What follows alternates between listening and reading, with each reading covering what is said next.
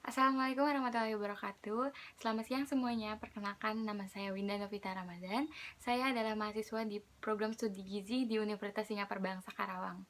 Tujuan saya membuat video ini adalah saya akan membacakan hasil review saya terhadap sebuah jurnal yang telah saya buat dalam bentuk esai dengan judul Peran Biokimia terhadap Status Gizi para Pekerja Perempuan.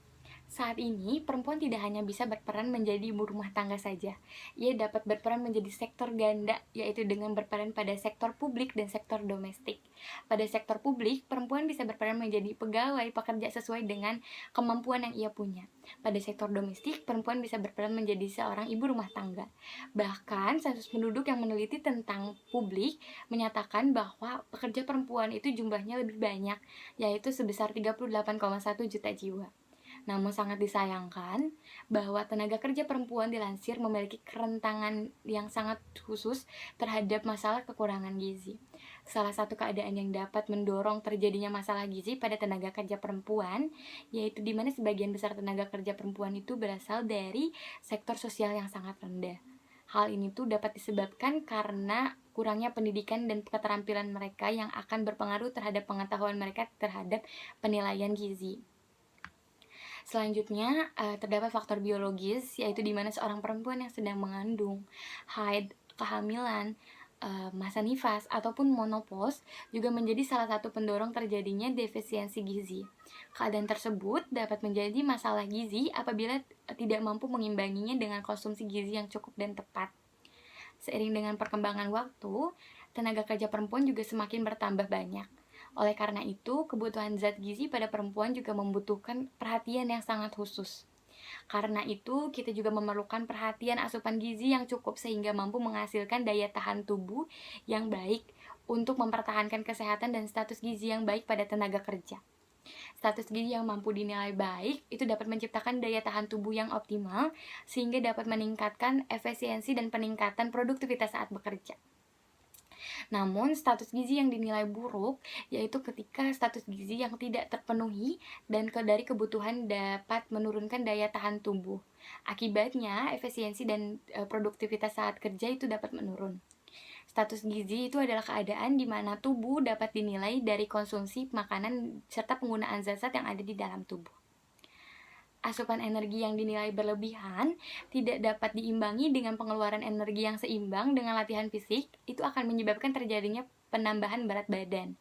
Selain status gizi, masalah gizi lain yang bekerja pada perempuan yaitu anemia pada perempuan. Yang menderita anemia itu menjadi kurang produktif dibandingkan dengan pekerja yang tidak menderita anemia.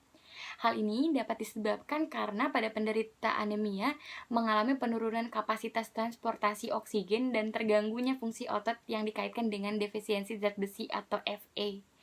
Faktor-faktor yang menyebabkan dapat terjadinya anemia pada pekerja perempuan yaitu asupan energi, protein, zat besi, dan vitamin C. Energi itu merupakan bahan utama zat gizi bagi tubuh manusia. Karena jika kebutuhan energinya tidak dipenuhi atau tidak sesuai dengan yang dibutuhkan oleh tubuh, maka kebutuhan zat gizi lainnya juga tidak akan terpenuhi. Oleh karena itu, dibutuhkan kesesuaian, keseimbangan. Maka zat gizi lainnya juga dapat terpenuhi. Nah, selain itu, zat besi juga bertanggung jawab sebagai pembentukan sel darah merah, itu dapat menurun apabila tidak diimbangi dengan keseimbangan. Zat gizi itu merupakan berperan penting dalam pembentukan hemoglobin. Kadar Hb darah umumnya berhubungan dengan konsumsi protein, besi, dan juga vitamin C. Tetapi paling berpengaruh adalah zat besi, sebab zat besi itu merupakan faktor utama yang membentuk hemoglobin atau Hb. Sedangkan peran protein dan vitamin C adalah membantu penyerapan zat besi. Selanjutnya, biokimia juga berperan penting dalam memecahkan permasalahan gizi, di mana masalah yang paling utama adalah asupan makanan yang tidak cukup yang akan menimbulkan terjadinya infeksi yang disebabkan oleh penyakit. Kita dapat memiliki status gizi dalam tubuh kita melalui proses perhitungan secara biokimia. Biokimia dapat mempelajari keadaan kimiawi yang ada di dalam tubuh manusia beserta proses-proses penting yang terjadi di dalamnya. Banyak orang yang berasumsi bahwa penekanan jumlah asupan zat gizi itu dapat membuat tubuh nampak ideal, tetapi kenyataannya salah. Oleh karena itu, seorang perempuan ataupun laki-laki juga harus memenuhi kebutuhan zat gizinya sesuai dengan apa yang ia konsumsi dan yang ia butuhkan setiap harinya. Terima kasih.